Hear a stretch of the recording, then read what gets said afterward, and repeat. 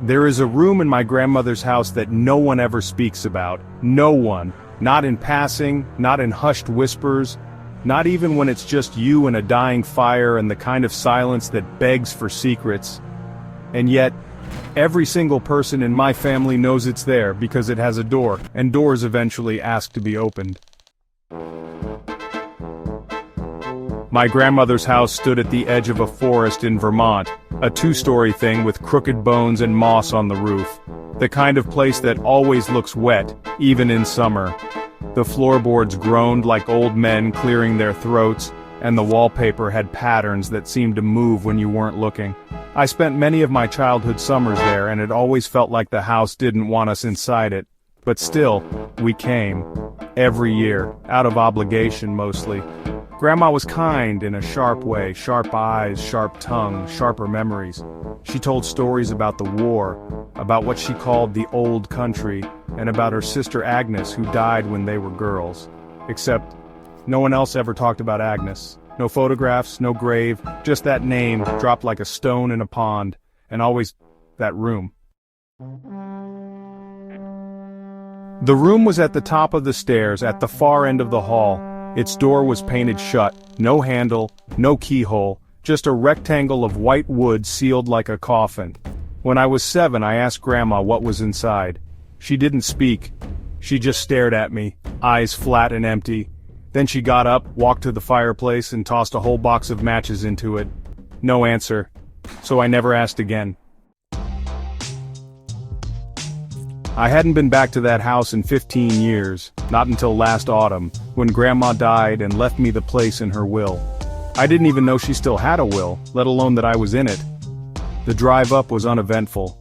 Trees bleeding color, sky too low, the kind of chill that gets in your bones and doesn't leave. I arrived just before sunset. The key didn't work at first, like the door wasn't ready to open again. But it did, eventually. Inside, everything was exactly as I remembered. The same sagging sofa, the same smell of damp paper and lavender oil. Her knitting sat on the armrest like she'd just gone to make tea. The radio on the kitchen shelf still tuned to that AM station she liked. Everything, except for one thing. The room. The door was unsealed. Still no handle, but no longer painted shut. It stood there at the end of the hallway like it was waiting for me. I didn't open it, not that night. Instead, I unpacked, ate a cold sandwich, drank half a bottle of wine, tried to sleep in the old guest bedroom. The wind outside sounded like voices, and at some point during the night I heard footsteps above me, heavy, deliberate, pacing. The guest room was directly below the sealed room, but of course I told myself it was just the house settling. Old wood, old bones, old lies. On the second day I tried to ignore the door. I wandered the house, sorting through boxes, trying to feel something. Nostalgia maybe, grief, but mostly I just felt like I was being watched. That night I dreamed of Grandma sitting in her rocking chair. She was smiling, but her teeth were wrong. Too many, too sharp. She opened her mouth wider and wider, until it was just blackness. Then she said, in a voice that wasn't hers, "You need to feed the room." I woke up gasping, and the door at the end of the hall was open 2 inches. I should have left, I know that now. I should have walked out the front door, driven into the dark, and never looked back. But I didn't. I got up, walked down the hall, stood in front of that door 2 inches, just enough to see darkness beyond it. No light, no sound, just the deep, wet dark of something that hadn't been touched by time. I pushed the door open. It swung silently. The room beyond was empty. Just a single wooden rocking chair in the center. And a smell, like dirt and blood and wet cloth. I stepped inside. There were scratch marks on the inside of the door. Long ones, deep, not random. They formed a pattern, spirals, circles, and one word repeated over and over again, scratched in shaky, frantic strokes. Agnes. I left the room, closed the door, didn't sleep, didn't dream, just waited for morning. On the third day I found something strange. A tape recorder tucked behind Grandma's sewing machine.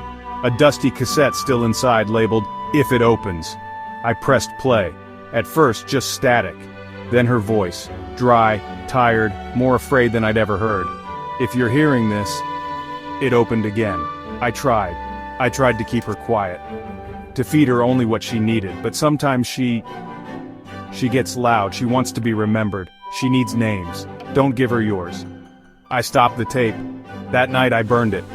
But I couldn't unhear her words, and I couldn't stop dreaming about Agnes. So, I found an old photo album behind the stove. It was, buried, moldy.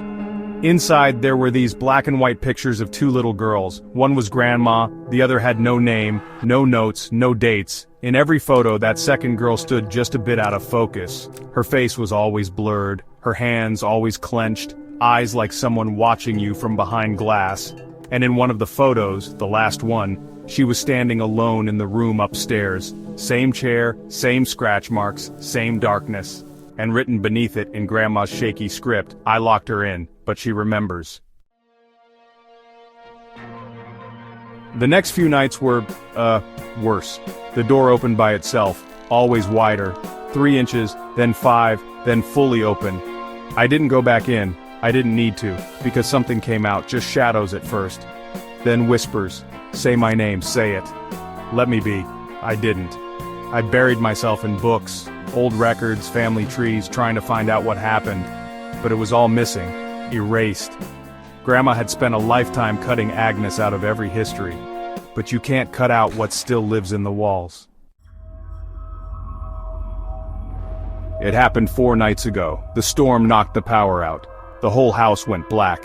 I lit candles, tried to stay calm. But the moment the flame caught, I saw her. Standing in the hallway. Soaked, pale, head tilted too far. Her eyes were like holes burned in paper. She opened her mouth, but her jaw didn't move like it should. It cracked sideways like it had been broken and healed wrong. And she said, "I'm tired of being forgotten. Give me your name," I screamed. I slammed the bedroom door, locked it, blocked it with furniture. She didn't follow, but I know she's still there, waiting. I'm leaving. I packed what I could, burned what I couldn't. But before I go, I need someone else to know. Because if you ever find yourself in a house with a room that no one talks about, and if that room opens, don't go in, don't speak, and whatever you do, don't give it your name.